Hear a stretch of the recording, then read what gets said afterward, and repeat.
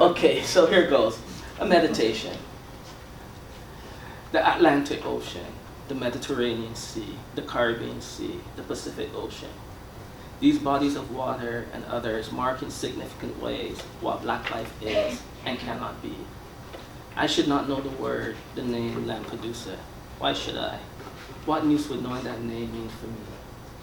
But I live under and within conditions that require me to know that word, that name, that word, that name characterizes, reminds, and extends Black sovereign, fugitivity, and its attendant realities into my life, even when it should not.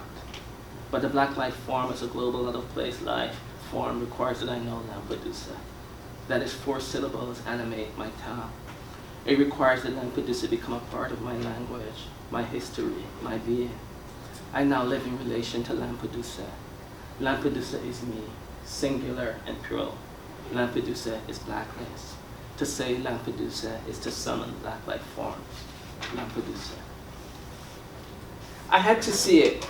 Once on arrival, and let me see if I'm going to figure out the up and down keys.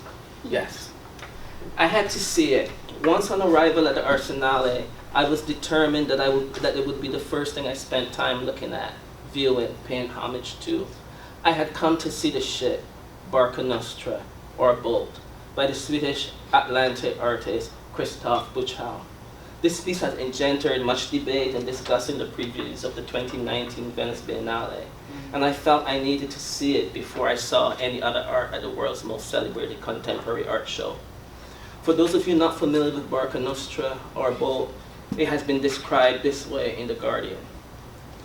It is the remains of one of the Mediterranean's most shocking tragedies, in which between 700 and 1,100 people perished. The 90-foot fishing boat on the night of the 8th of April 2015 between Libya and the Italian island of Lampedusa after it collided with a vessel that had responded to its distress call. There were only 28 survivors. The people on board were mostly trapped in the hold as the boat capsized.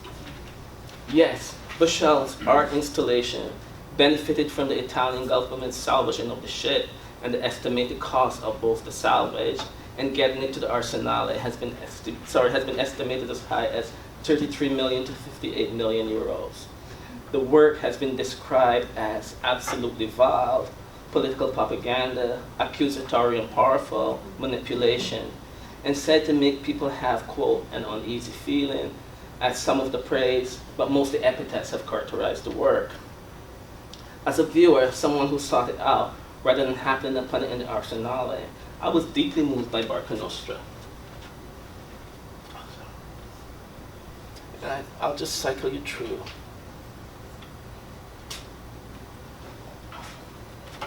I experienced it as a powerful aesthetic intervention of Black death into the space of contemporary art, where in other pavilions the celebration of the return of blackface as some kind of radical renewal in Black art was undercut by the magnitude of the banal violence that produced the tragedy of Barca Nostra. The boat's small size, the gaping hole in the hull, as you can see, the gaping hole in the hull, the Arabic in its stern, it all evoked for me a world system in which the Black life form remains a deathly presence. And I bared witness, and I mourned.